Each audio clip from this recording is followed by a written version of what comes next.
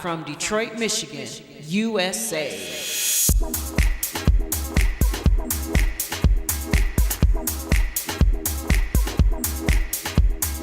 In my house.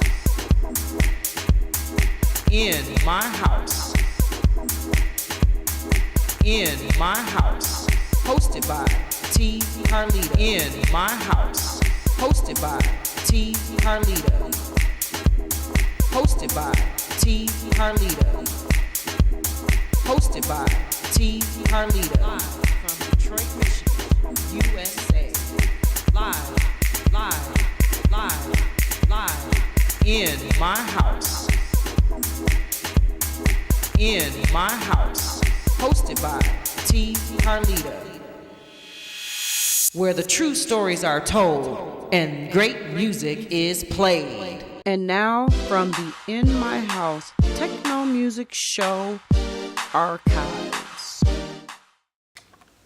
Alright, this is T. Carlita coming to you live from Submerged, the center of Detroit Techno, where the true stories are told and great music is definitely played. But guess what? Today is not necessarily about playing music, but the background and talking about music in its truest form. And no more further than the truth are these four guys sitting at this table with me are legends. And so I don't mess up their names and who they are. We're going to start and go around the table and allow them to introduce themselves to you. And then we're going to get into this. Well, it's not necessarily a round table discussion, but it's like a square of a round and we form a circle. But anyway, this is T. Carlita. We're going to get started and we're going to begin with this gentleman right here. You can introduce yourselves and let everybody know who you are. Okay, my name is Donafay Collins. That's my given name, but back in the day, like they said, they used to call me Don Juan the Lover, but I go by Donafay Collins now. All right, my given name is David Humphreys, but nobody calls me that. They call me Hump the Grinder. Yeah, they call you something else, but we'll talk about that too. Well, I don't have no moniker. My name is just flat out Felton Howard. That's it. My name is Tyrone. They call me the Godfather because I'm the shit. Yeah, he is. So let's begin. Let's begin, guys, and kind of go back a couple of years ago, and let's talk about the first time you ever DJ'd. When, where, and how did it happen? Who wants to go first? I'll start. Okay, go ahead. And the reason that I wanted to start because my entire existence into this whole game is predicated on this dude next to me, Mr. Felton Howard. We were at a bar called Blue Chateau, and what happened was they were renovating. They said they were going to renovate the place for like 30 days. It took them 3 years. So we stopped going to the Blue Chateau and we started going to a place called the Hot Chaparral. And there I started, because they came to me, Felton Howard and Mr. Dwayne Montgomery came to me and said, why don't we start DJing this, that, and the other? And I'm like, y'all gotta be kidding, because like, I'm something like a pimp. I ain't got time to be DJing. But they convinced me, now Felton, I gotta set this up for you. Because Felton was up in the club looking like Black Jesus. Long perm all down to his back, waves all in his hair. And you know, you go to Felton's house, for those of you that know what audiophile is, Felton had Harman Kardon shit all in his house, where most black folks couldn't even afford it. So they took me over there and we had a crash course in mixing, him and Dwayne Montgomery. They was trying to mix some records and he said, well, you do this and do that. They had a little bullshit mixer. I clicked the two things together. I said, okay, I'm good with that. You know, and the rest, I'll let him tell that. Tyrone, Felton, I guess you next. Wow, that's that was quick. My history goes back a little further. I guess Don can somewhat elaborate on it a little bit further than I can. But I came into DJing just as the bands were leaving out. I used to be in a band. I was a guitarist. And we were being upstaged by DJs. DJs come in and play for $50 and do their thing while we took a break. And then sooner or later, the whole bar scene had changed, cabaret scene had changed, whereas the band was no longer needed. So you take a band that was getting paid $500, We got this one guy with records come in and pay for $50. He upstaged the band and played everything that the band was gonna play. So I got out of that and started tinkering with DJing. I wasn't really mixing at the time, and the first bar that I actually played in was called Brian's Kitten. And it's funny, I don't know if Don can remember these names from back in the day, but one of the guys that convinced me to play at the club, or asked me to play, because I was eager anyways, was this DJ, cabaret DJ by the name of Cowboy. Mm-hmm. And Cowboy told me I got overbooked, go down there and do my gig at the Brian's Kitten on Finkel. And that was my first DJ gig. And after that, I wasn't doing any mixing, because mixing wasn't even, hadn't started yet. I remember the first record that I actually played continuous, and at the time when it came out, people were just crazy about this record. They couldn't stop dancing off of it. It was Casey and the Sunshine Band, Do You Want to Go Party? The record was already long in the beginning, but I had two, so I figured out how to chop it back. It didn't matter. I don't even remember if I was hitting the beat. But that was the thing that got me into mixing. And then a lot of people tried to refer to the phrase as mixing. We didn't call it mixing back then. It was a dumb name called beat on beat. And everybody's like, you go to clubs, like, do we play beat on beat? Well, we was trying to get the beat. That was the main thing, get the beat. I don't care how you get it, just get the beat. And basically, like I said, after I started, the Blue Chateau, it's so much going on at the same time. But the Blue Chateau was my place on Sundays, and that's where I met Tyrone, me and Dwayne went skating together. So we was already musically inclined in the brain anyways. Being a former musician, a church boy, whatever. We got off into it, and after that, it was like, it just kept escalating. Next thing you know, boom. We didn't know this stuff was gonna come to where it is. But that's how I got started, basically, at the Brian's Kitten, doing my thing, and everything mushroomed after that. Was that a topless joint? No, it was right there on Finkel. It just sounded like It sure does, don't it? No, Brian's Kitten was right there on Finkel and Ardmore. All right, Wasn't no topless joints. Come on now, we was on Finkel. Wasn't no topless joints on Finkel yet. Okay. Oh, okay. How about you, Don? Well, actually, I started off as an MC. You got this on wide lens. I'm trying to figure out where. You're good. You're good. Okay. Everybody in the neighborhood had a singing group or a band, and everybody could sing except me, and I go to practice, and everybody always tried to sing, but all my friends would say, you sound like you're talking, right, So it's up to you to realize where your talent is limited. So anyway, when all the bands used to rehearse, I decided I wanted to imitate the MC and introduce them. And my favorite MC was Danny Ray, James Brown. So I started off emulating his voice and listened to the James Brown song.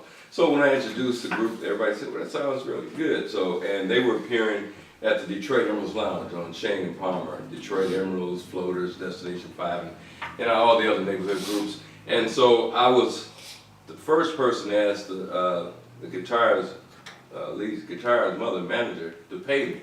Everybody else was doing it for free. And they thought I was like, you mean you get paid? I always thought if you work, you get paid. And I thought I was good enough to get paid. So my first check was for $10. 72, I had $10, they didn't have anything. The club made money, the manager, everybody else got money, but the band didn't. So anyway, in doing that, all the clubs had a DJ, like Felton said, and Rappin' Raj was one of the people, I remember that name, gave me one of his gigs up on Puritan. I think it was at the Burning Spear.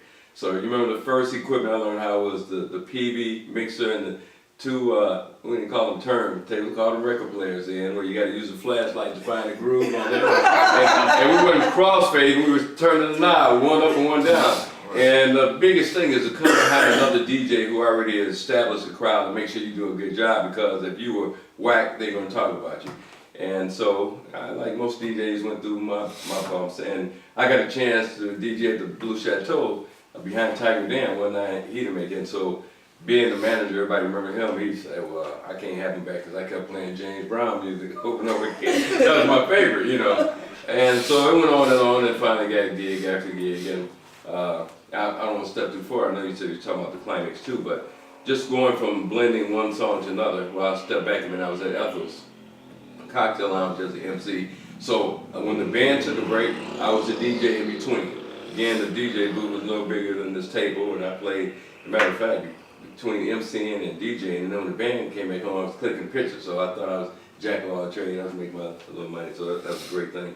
And then finally, we can talk about it later, but when I went to the Climax 2, Felton Howard, sitting right at this table, was the first person that taught me how to mix and match the beats, so you could just keep people dancing as opposed to, you know, people going or stopping, DJ had to stop the record again. And Felton, I remember he told me one real valuable piece of advice. He said, if they hear the beat coming in, you're not doing it right. They're supposed to blend and all sound like one record.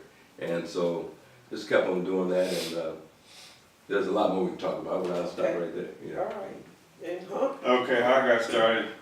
Well, we can't go back too far, right? Go back as far as you But can. first party, well, first I started in the boys club, you know, spending for people shooting pool in the pool hall, you know, the boys club. I had my little 45 PSAs I was reading about, Smokey the Bear, don't play with matches, you know, I was a little fella, probably about 12 years old. But actually the first party was Oakland University, going to school at Oakland. I had a little gig on the radio station, and they needed somebody to play, like the bands were playing. So they needed somebody to play in between the band. So that was my first gig, and of course mixing wasn't going on.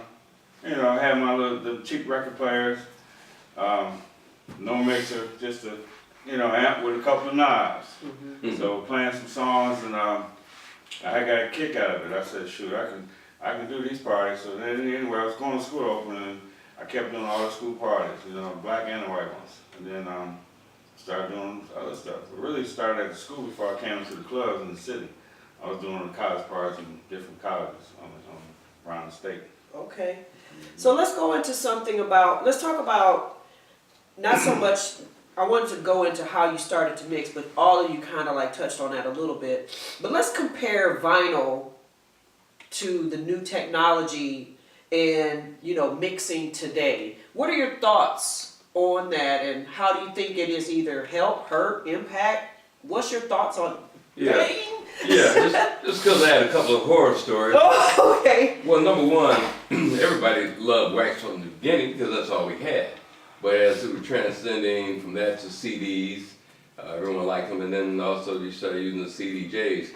But I had a couple of CDJs, or actually CD players that weren't anti-skip. So we set up on the stage, and club owners got the all the, not the amps, but the speakers, the woofers up under the stage, and it's making the music jump. So that's one thing I don't like about that, and that's what I love about the computers now. With you have everything in your computer, if you recorded it right, there shouldn't be any reason, no matter how hard the woofers are kicking, it's not going to vibrate it. So, and then with the records, if you go way back, the old house party thing, someone bumping the table or hitting, you know, and scratching the record, or you accidentally doing it, you know, like maybe you got a collar right here and you grab it, you know, or accidentally pick up the wrong needle. I did that and be able to drop it right back down the beat like, oops, you know, that you screwed up. So I think where we are now is great, and people have really even advanced as far as, you know, what I'm doing now. They went from the 2 turntables on the mixer to now to 1 turntable in the mixer, and you know, this equipment now can almost do everything but turn itself on and off, you know, Exactly. with the DJ doesn't have to do it. Yeah. I still like the wax, the vinyl. I'm an old school dude. I didn't Okay. graduate to all that stuff, because I started doing hair work, so I disconnected myself with all this new technology. And you know, I'm not as strong as I used to be, because you got, you know, crates are heavy. Yeah. I just carry, put them in suitcases in there. I roll them. You know, I put them in there. I still do my wax. So it's something that jumps or it sounds crackly. To me, it seems like the young people, they like that. It's authentic. Yeah. They say, that's what they say. Oh, it's a real record. Yeah. You know, and there's a little different sound to me than it is off the Well, computer. most of them would probably high and say that. Somebody grown be like, damn, man, what's wrong with you? Right. Well, I thought Tyrone was gonna jump in. I'm looking at him. Well, I mean, I'm ready whenever. I'm ready. But this is my opinion on the technology thing, and I don't really like tooting the horn, but I'm gonna toot it anyways. Okay. When the technology first broke, 2 white guys that I just happened to befriend, Richie Hartman and John Aquaviva. they stretched out and found the technology over in the Netherlands. And I happened to be over at Motor, and I saw John Aquaviva playing records. And as I was looking at him, he had a computer, and he had a funny looking disc. It looked like a record.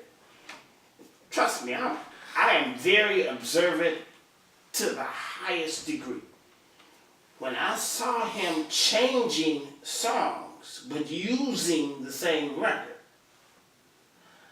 I said, there's some shit here. There's some shit here.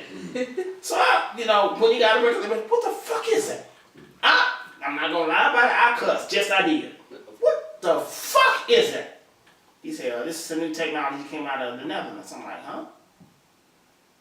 And, I'm a musical person, so a lot of things, I can express what I want to say with a record. And Chaka Khan made the song, I'm Every Woman. Well, that was every record. I'm like, wait a minute. He changed records but used the same record. This is some shit. So now,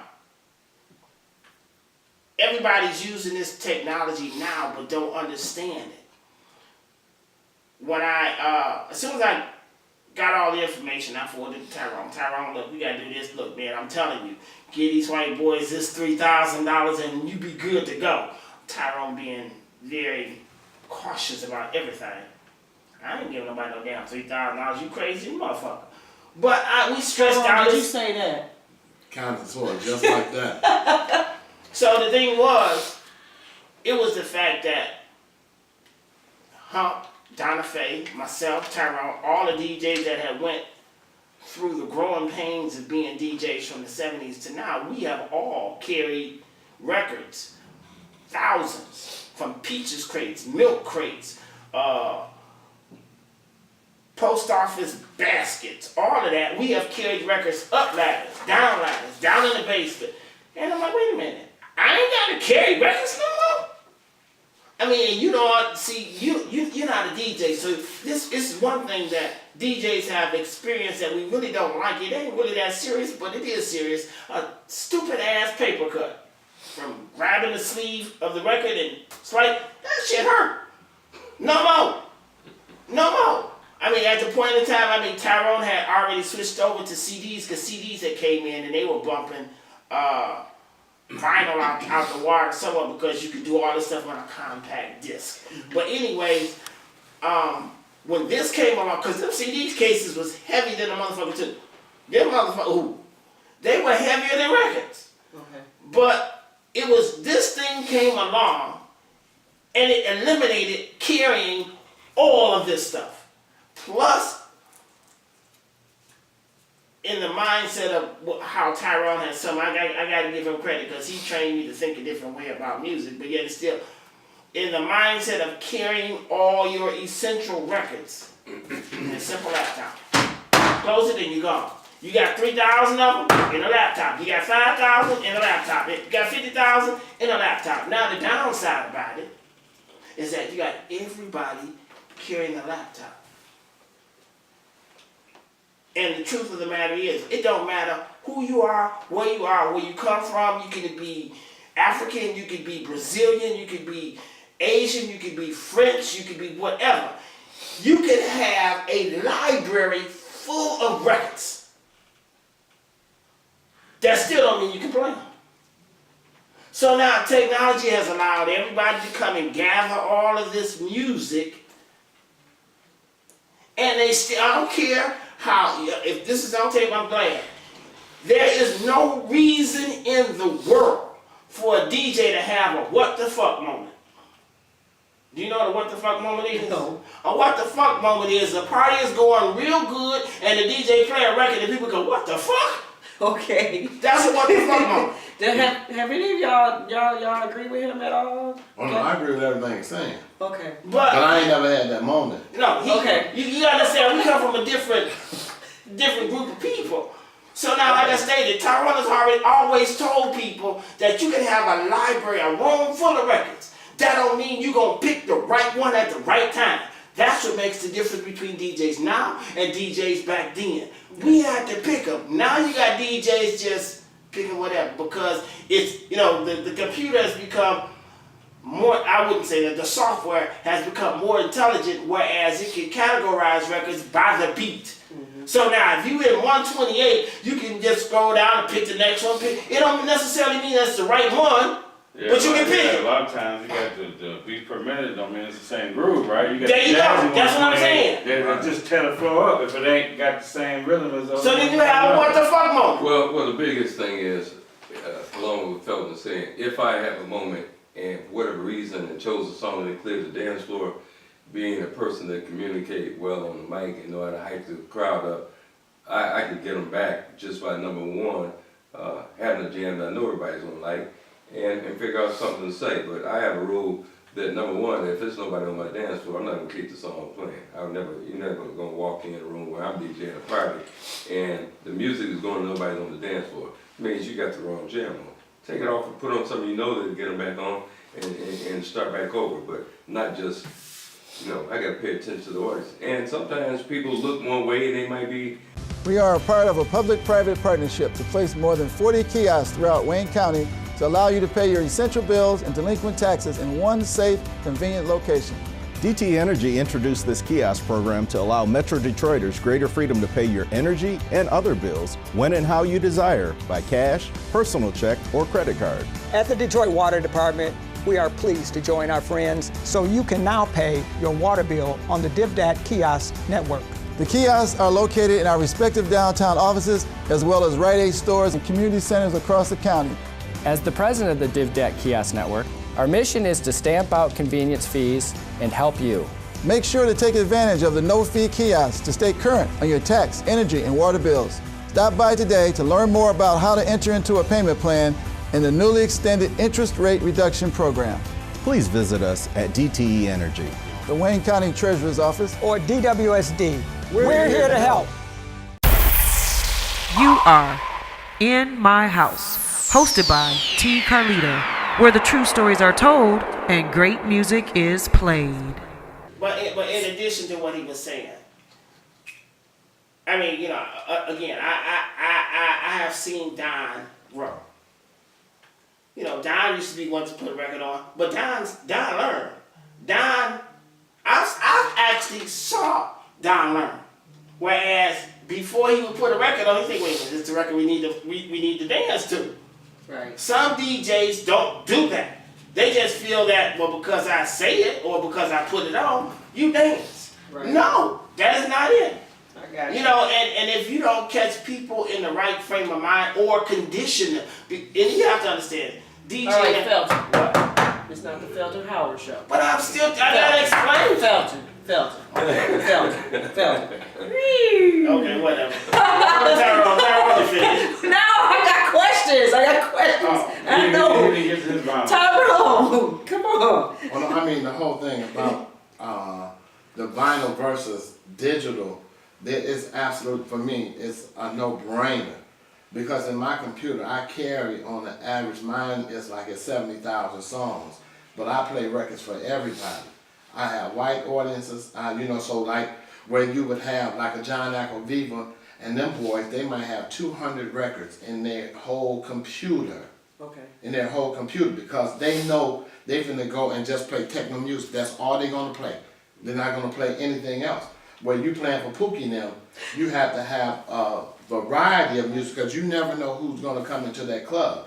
And one of the things that Felton was hitting on is that what makes you a good DJ, it's not so much because you get all these damn songs, it's because what song am I gonna play next? That's what makes you, that's how we grew our business. We started with a group, me, Dwayne, and Felton, called the Sounds Preferred. We had one goal. There was a person called Duncan, Ed Duncan. Duncan was the epitome of doing parties in the city. He had Stacey Hale, Dale Willis, Greg Freeman, a whole bunch of cats that worked for him, right? Yeah, but what happened is that them motherfuckers, they just played records, which was a cool thing. So now when we came, we brought something extra to the table that we could play the records, and it wasn't like you was playing off a list, but you could really play. one of the other differences was that all of us, myself, Dwayne, and Felton, we danced. So we knew right away what we wanted to hear. You know, it wasn't James Brown all the time, but you know, it was in there every once in a while. You know, so the music selection becomes very, very key. So when you start talking about digital, now you can get an MP3. For those who know what an MP3 is, and if you get an ACC file, ACC file, it's going to sound better than an MP3. But most people now, in order to get an ACC file, you have to have a Mac computer. But most people still rip their music in MP3s because somebody told them they should. With the white boys, now some new stuff that's coming out called stems. He'll probably know about it real soon. Everybody else, the black people on the black end, it ain't gonna make them no damn difference. Because the stem is a new technology that's above this ACC file. Okay. So let's talk about music as far as DJing and breaking in new music. And this is going to kind of tie off of, we're going to the record pool and all of that too. And you still run the record pool, correct? Right. So talk about the record pool. Well, I need to talk about it for a little bit, but let me tell you something. Okay. I'm going to give you a real good story. All right. So you have history and know how this whole thing came about. Well, the record pool was a situation that we belonged to a record pool. And a white guy named Nick Senakari, he was the one that was running the record pool. And I'm going to tell you something, and I'm saying here while we on this camera because it is so important to what made us become the DJs. Myself, Felton, and Dwayne, there we are, is because we was always on that cutting edge. Where you got to get a lot of DJs now, they kind of touched on it earlier, they would sit there back and listen to the radio, and they wait for those records to come on the radio, and they play them same damn records. Well, we were going to be dedicated not to do that. Here's my best record pool story. We belonged to that record pool, and it was like snowing. It was in Detroit. It was in December. And what happened was we kept calling up to the record pool, and we was trying to get this one record on the 12-inch, and it hadn't came in yet. So we go to the record pool because they had promised us that the record was going to come. We go to the record pool, Nick Senakari, he's sitting up in there, and we was waiting on a guy named David Humphrey to come back with these records. The record was Donna Summer's record, Bad Girl. And that nigga came in there with that record, and he couldn't get the 12-inch, he came in there with the album. On the album, he did the same thing. Hot stuff go right into 2-2 beat. So when he came in there with that and we left with that record, and he came there and it was cold. And he was looking out the window and he was coming down the street. He said, okay, he'll be here in a minute. And that was my thing, and that's why one of the things open here in this form, I want to thank Hump, because that record helped us to become the DJs, because nobody else had that record. And nobody else had sense enough to play the record, because nobody in the black clubs was playing the hot stuff version of the record. They were just trying to go into the bad girls part of the record, and you couldn't find it picking that needle up, putting it down on that record, because it didn't jump like that. Sometimes you could hit it, and sometimes you couldn't. So, you know, on that, for that, I thank Hump the Grinder for making me a superstar like I am today. Hump the Grinder. So that's important. Let's go into breaking new music, because there's a lot of music out here, and you know, now that I have the show, I get all this music. But then, you know, for some reason, it seems like DJs now either are afraid to play, scared to play, and don't know how to play. There's got to be some kind of skill or art to breaking in a new record. Everybody's got their own way. Right. But let me start. Okay. They are scared. See, most DJs are like bitches by nature. What the hell? You know, and the reason that I'm saying that is because they are scared. Everybody try to play safe. They either gonna try to play what the fuck they done heard, or what they done seen somebody else play. I can't agree personally. Okay. Well, hold on. Let me go back. Let me take you back just a little bit, and I'm not gonna be too long. Okay. You have to understand. Back in 1970, before we joined the record pool, there was a ritual we did. through the week. Our ritual, because we was so serious about spinning records, was running around to every specific record label on their day that they said be here to get the record. Now, why the hell you gonna run all the way around the city and not be the first motherfucker to play it? So now, you got DJs now to sit back, okay, well, I get it from the record pool, but it just sit right there. We drove many miles, I'm talking about as far as Livonia, all the way to the Disco 9 Mile to see Tom Gilardi, all the way out to Lincoln and Greenfield to see the people when Jay Butler was up there. Why would we do that if we didn't have the desire to play new music? Then the record label said, okay, well, we're going to stop giving y'all records like this. You got to get them from the pool. Okay, fine.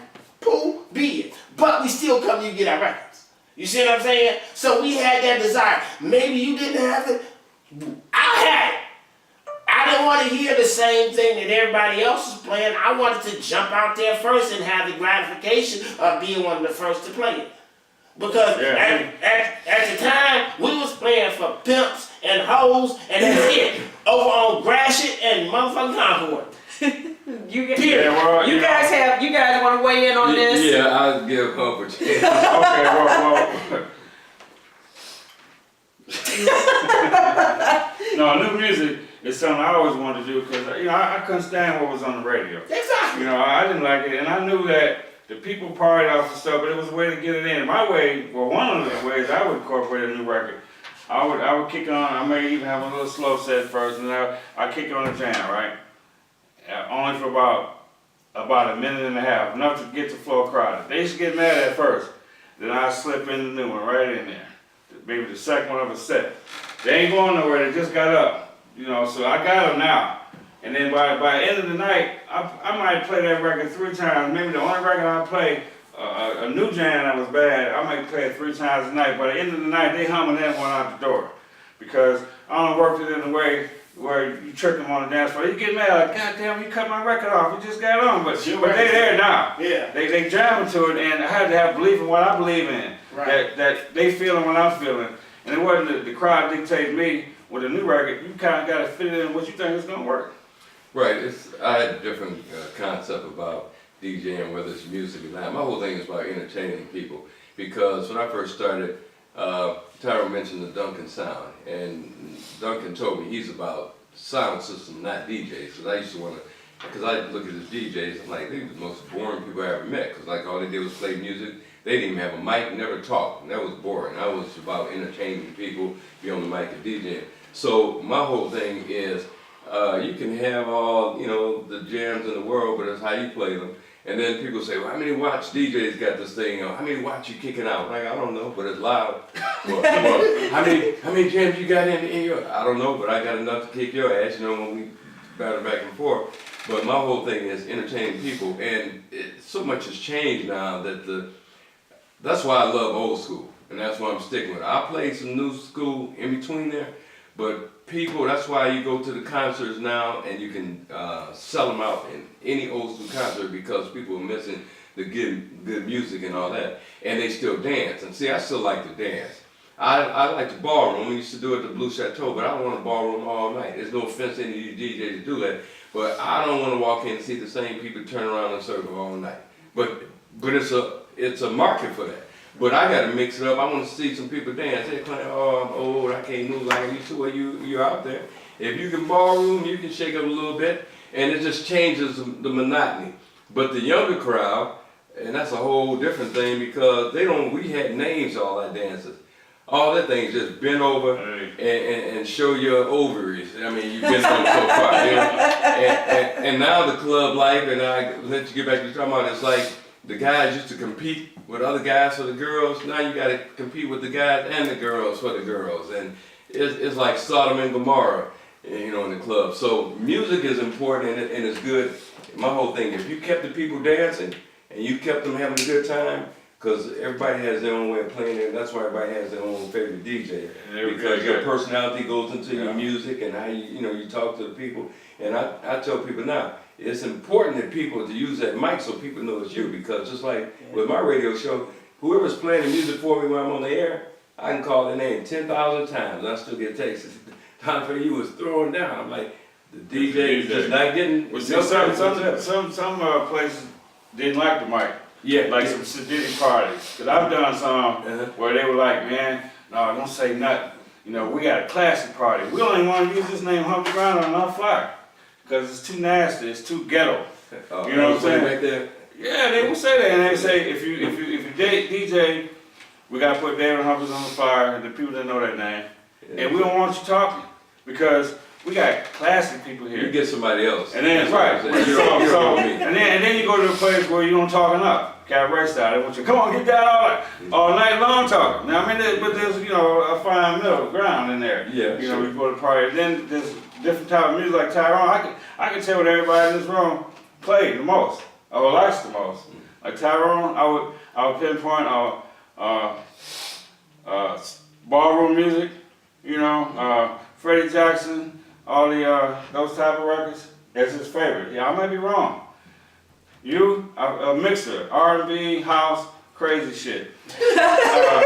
Donafay plays more music than I play. See, Tyrone used to say, man, what you doing playing all that space music? You know what? I don't even want to cuss on your show. Please use the internet, go for it. This motherfucker told me the same thing. Why you like that space music? And space music. Felton taught me how to mix. But see, he was talking about like when Felton left the Climax, Pack Jam, space shit. Anything that sounds like you're popping and locking, you know. I'm like, that's what I like, bro. You know.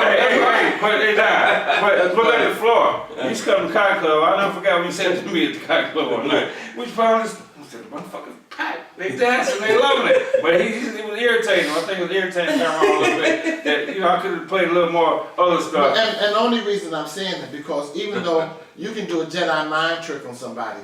And you can convince them. See, now here's what y'all have to understand, y'all, because all y'all sitting here, is that when the paradigm starts to shift, everybody wants to grow up. See, like what Don just said is that they can't dance like they used to dance. Some of them can't dance at all. So now one has to be smart enough. If I have a situation, I want people to come to my party, to my event. I got to be able to cater to everybody. I don't want to get pigeonholed into a situation where all I play is this, that, and other. Because any of y'all that's sitting at this table know I played all the music. See, I played all different types of music. That's what made me the shit. And I could play it good. Because at the point, if we was going to play some hip-hop rap records, some nasty-ass records, couldn't nobody play that shit better than me. Nobody. You know, if we was going to play some intelligent records, when the space shit came, I knew that old space shit was some bullshit. But here was the thing. Nobody understood, okay, why we playing that? Well, for the people who started late mixing, it's easier to mix a record that's beating faster than a record that's beating slower. It requires way more concentration. Right, and you'll fuck that mix up way more than you will one that's beating like this. Oh yeah, well that's why Techno in the house is so absolutely, because any motherfucker can do it. Difficulty is absolutely. I would trade my stack with any of them stacks. Say, hey, take the funk stack and let me get that. They ain't gonna do it. They won't do it. Oh no, of course they're not. You know, so that's what I'm saying. So when we start to talk about different genres of music and having the parties, we would go to Studio 54 when Hump was down there. You would hear a whole bunch of shit that you never would hear. Like if you went over to Ethel's or someplace like that. Okay, and that was good. See, that's always good. So now a little bit of everything. A little bit of everything. When we was going out to the Red Chair, we was going out to Taboo. See, these white boys here and the Butterfly, these white boys here knew the technological part about DJing. See, my man, Randy Schaefer, he had a situation, he had 2 turntables hooked up here, and each turntable had its own EQ. Each turntable. The music stayed like this the entire time. He had you pull out the sleeve, there's a record, he pulled out the sleeve, there was an EQ card. He put the EQ card on the EQ and put the graph down on it. This motherfucker's gonna sound like this, I guarantee you. The flow is never gonna stop until the people just wanted to. They figured out music. When niggas Pookie and we just put on the record, let the motherfucker go all the way out. We go to the bathroom, let it go out, you know, and shit like that. But that's what I'm saying. So, see, you know, well, they was trying to be slick. Yeah, But that's the reason that I refused to work. Every motherfucking radio station came and tried to get me to come and do a mix show on that radio station. I'm not gonna do it because I said they were stealing from the clubs. Mm-hmm. That's what they wanted. They wanted that same club drama to be on the radio. But for us that was making money, throwing them cabarets and them parties, why would I do that? Why would I cut my nose off to spite my face? Right. So on that note, now we got everybody wake up now. That's awesome. Thank you so much. We're going to take a quick pause for a little commercial break. And then when we come back, we're going to talk to Donafay a little bit about male dancer review. We'll also talk about cabaret. And these are some things that I feel are really synonymous to Detroit culture, that the world has no idea of what it really meant and what it stood for. So we're going to talk about that when we come back, and a few other things that we're going to wrap up because we have an hour show. Unfortunately, just an hour. So we'll be right back after this break. Ask the Messengers, the program that deals with substance abuse. Real people telling real stories. Every Sunday morning at 8 a.m. on WMYD Detroit TV 20. All right, we're back, and this is T. Carlita, the host of the In My House Techno music show, where today I am honored to have some legendary DJs in the business.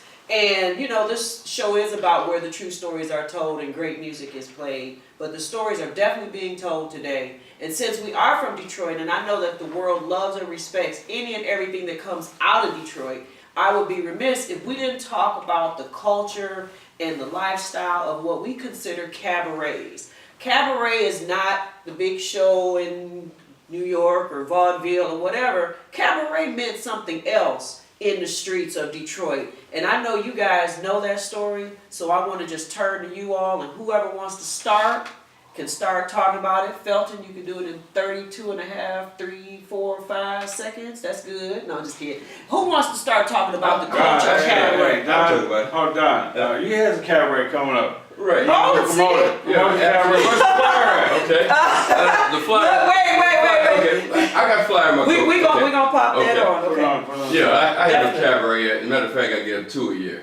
Okay. One in the summertime that has a different theme, and for my birthday every year, and that a lot of times have a different theme. And the theme this year would be my first masquerade party, not to be confused with a Halloween costume party, even though some people would think. I'm talking about the masquerade that you'd have, the mask of Mardi Gras style. So if someone shows up with a gorilla outfit on, I mean, I love them in, but that's not what kind of party it is. Tell them what the cabaret is. All right, the cabaret is Saturday, November 7th at Larkins Hall, Knights of Columbus, everybody knows that, on Michigan and Larkins, 4381 Larkins at Michigan, 8 to 2 a.m., 8 p.m. to 2 a.m., and tickets are $15 in advance and $20 at the door. That's the whole flyer, Yeah, right. No, but what is it? What is cabaret? I mean, The just in general. culture is the cabaret. Cabaret style, I started off doing cabarets with the singing groups I told you, where we rent halls all on the east side of Detroit, and they would sing, and I'd MC, and we have a DJ in between, where you rent a hall, people are allowed to bring alcohol in, and when you talk about the old school, they had leather cases and everything before people started bringing paper bags. They had the whole setup, and you can bring whatever you want to drink, and they always sold food in the kitchen, basically chicken. You might get some chicken or something like that. I mean, that's true. Black people love chicken and alcohol and some fries. So you would pay, back in the day, if we go back 20 years, cabaret might have been $5. I remember Brewers Hall on Grafton, you only paid $3 or $5. Now it's up to $10, $12, or $15, depending on your crowd. And so it's different for you to be able to just go and not worry about what Mr. Club Owner says, because when you give your own cabaret, you run the things. And so you have your own crowd, you have your own theme, you have your own security people, and if you have a good following, they have a good night. And a lot of times, I start mine at 8 because my crowd likes to get there early. And it's just a different thought than going to the same bar. And then if you find a good spot, like the Knights of Columbus, we like, fortunately, Tyrone talked about, wish we had another hall for the reason it's too damn expensive, to tell you the truth now. But it's something I look forward to. It takes a while to promote it. There's some groups that can give them like every 3 months. I need time in between. But it's a escape from the regular club life, and especially if you have a spot that you like. So the biggest thing, like you say, you bring all your drinks. And most cabarets, people come, they want to let loose and get drunk. And it's not over at 2 o'clock. Well, no, mine was over at 2 o'clock. Okay, someone could stay late. Well, I don't know what hall will let you stay past that. Maybe there are some that would. Okay. But mine was over at 2 o'clock. Okay. Yeah. Well, to elaborate on what he was saying, I go back to my earlier days of hanging out. There was a place on the west side of Livernois. It's called Walden's. That was Key Spot. Before Michigan and Larkins, before all of these other halls started popping up and jumping in on the bandwagon. But Walden's was the key spot where most of the west side bands played at. Of course, and like I said before we went to the commercial break, you have to understand the mindset of most black people. Everybody wasn't going to Ethos, Millie's, 10 Gentlemen, and the rest of it. So where did the common man go? Because if you went to a bar, you was going dressed up to go out. And I don't know if you can recall, but most of your bars back then really didn't have dancing. They were show bars. I'm talking about Beanside Chaparral, Henry's, all of the bars that was on Puritan. They were mostly show bars. Every place I DJ, there was dancing, so. But I'm just saying they were basically show bars for bands. I mean, you could have a little spot over the corner for dancing. So now when you go to a cabaret was set up in a hall where there was plenty of room to dance. Plus it didn't cost you hardly nothing to go in. Plus you could bring your own drinks. Nah, look how much money you done saved for the common man who wasn't trying to go out and splurge on Puritan, on Finco, on Livernois, on 7 Mile, on Mac. We going to the neighborhood.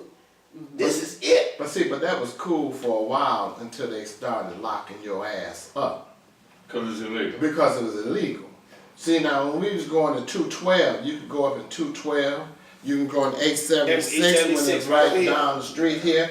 And periodically throughout the year, when you would have a new chief or new somebody come in, they would come in, they pull a paddy wagon up there, they take all your shit because it was illegal. You know, and so you would have, like now, the only place in this whole city that's actually got some type of license is that Knights of Columbus, because who the Knights of Columbus are. The way you can actually have a cabaret and the police, they never came in there and said you need to put your bottles under the table. We done been to the cabaret joint where they say you got to take them bottles off the table because it's illegal. You know, but cabarets play a big part. You know, Mr. Robert Turk, who just recently passed, he owned the Detroit West. Will Holmes owned the Metro Renaissance. And what it was is that they were going to the police station to try to get the cabaret shut down and was being successful.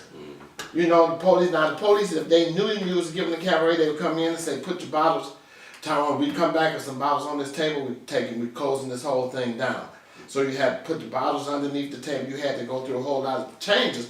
And then it was ironic because Turk and Will Holmes and them opened up this joint called The Other Place, which turned into a cabaret joint. You know, so that was just kind of ironic, but cabarets to this very day, they play a big part in our social existence as black folks in the city. You know, and if you think about it, there wasn't too many cabaret places elegant. They weren't going to spend a lot of money because they can get shut down. Anytime. Everything. Absolutely. So they were always just basic. Absolutely. Yeah. It really was just a hall with a space. Yeah. And if you wanted to rent it, fine. I mean, just like Tom Phillip Post and the rest of them. They were nothing but a joint. Holiday Hall, we gave something there together. Yes. Over there on the east side. Yes. Fandango, we talked about that. Oh yeah, Felton. Taylor, you know. Yeah. But like I say, for I would say grassroots, not your socialites. If you was grassroots, you went to a cabaret. If you was a socialite or trying to be somebody, then you went downtown or you know. Let me interrupt for a second. Lady, I guess I offended her. I was inviting her to my cabaret. It's like, you want me to put my drink in a paper bag and I'm like, yeah, and if you got a leather case, you can put it in there too. I mean, she was, trying to be sadistic. I don't take my stuff in a paper bag. I'm like, okay, well, you don't drink. Put it in the sippy cup. You're invited. I got somebody to take your place. I got offended when she was like, oh, like that's beneath me. I don't. But you go somewhere and spend $20 for one drink. And that makes you, bourgeoisie. That makes you feel like you now, are the kid. Now that's the perfect segue into what I'm about to ask you now. Talk about bougie and putting your money up. Okay. Now let's talk about something else that's really serious to Detroit. The male dancers. That same woman probably would bring that brown paper bag to the strip club, wouldn't she? Well, see. Talk about that in the culture of Detroit. Well, that's Don Juan's category. But I tell you, we didn't call it a strip club, and okay. And let me just give you a brief history, and I put it past me. But anyway, I only intended on being an MC at Foxy's Lounge on 6 Mile, and actually, when I heard about it, they were talking about these guys when we come in and dance, and I'm like, what kind of bar is this? I don't want DJ. But then the guy was selling tickets in advance, and he sold out 2 weeks in advance. All these ladies were buying tickets. I'm like, wow, this is something. So I'm like, I went down to a place called Team Marie, and I went and bought my G-string. I had it on and everything. Still, I'm the MC, and I wasn't planning on doing it. But so happened, I got into it, and I paid my way through broadcasting school. Spec how with that money, I had to make something out of it. But what I didn't like, and what turned me off and made me stop, is I had been DJing since '72. I started doing the male dancing thing in 1981 or something. I became known as a dancer who also DJed, instead of a DJ who also danced.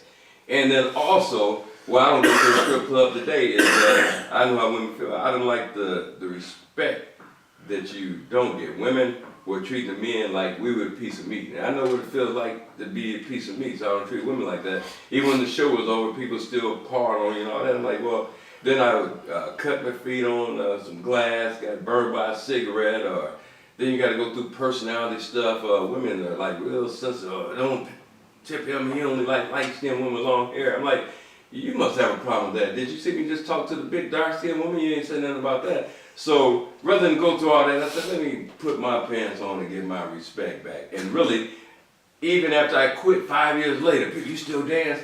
Male dance was so big that it overshadowed DJing and every form of entertainment around. And 20 years later, or 30 years later, you see they still bring it up, or you bring it up. It's something that, I did. And like I said, I plan to run for office one day. I don't know what it is.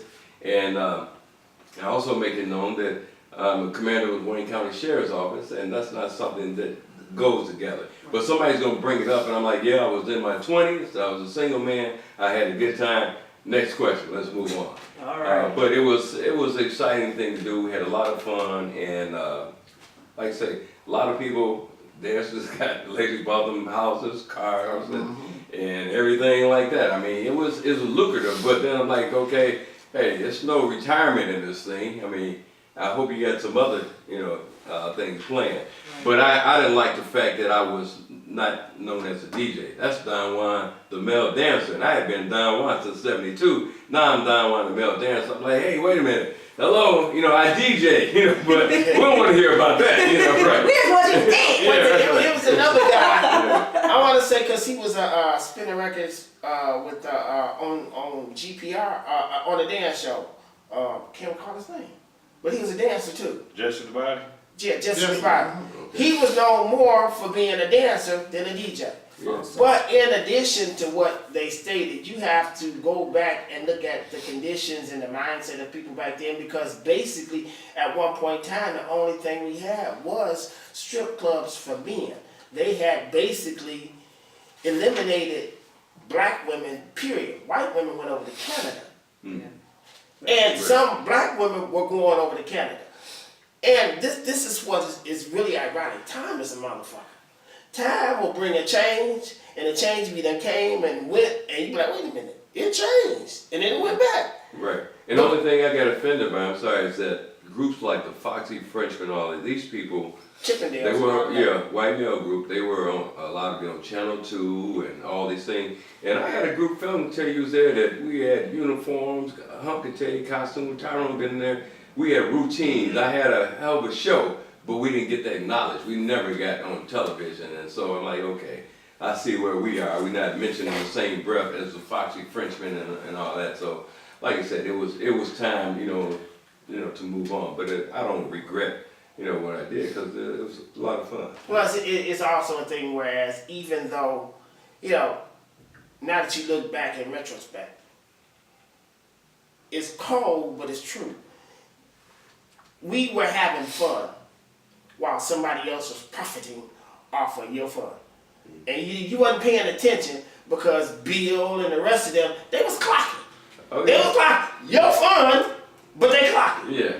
No pomp and circumstance or none of that as far as acknowledging who you are to the press. You just having fun, and I'm making that money off of you. Well, guess what? That's why, just to let you know, we always gave our own shows and went to different Right. venues where we control the door and the money, because we know what kind of money is to be made. But I will have to say this to Bill. I mean, we're talking about the Climax too. One of the few people that I took a lot about giving parties on how he was just had this mind on how you draw people, and he would do things that most club owners will not do now. That's why we got to do it ourselves. He had his own mailing list with 5,000 to 6,000 people, and he sent flyers to people's homes, stuff that that we learned to do our own. Or he had a counter, like when you go through the turnstile, he had the number, and I knew how many people was in the club and what it cost to generate all these things. A real promoter club owner. Right? Yeah, a lot of club owners just open up the door, and then they need promoters, so people like us to bring people in,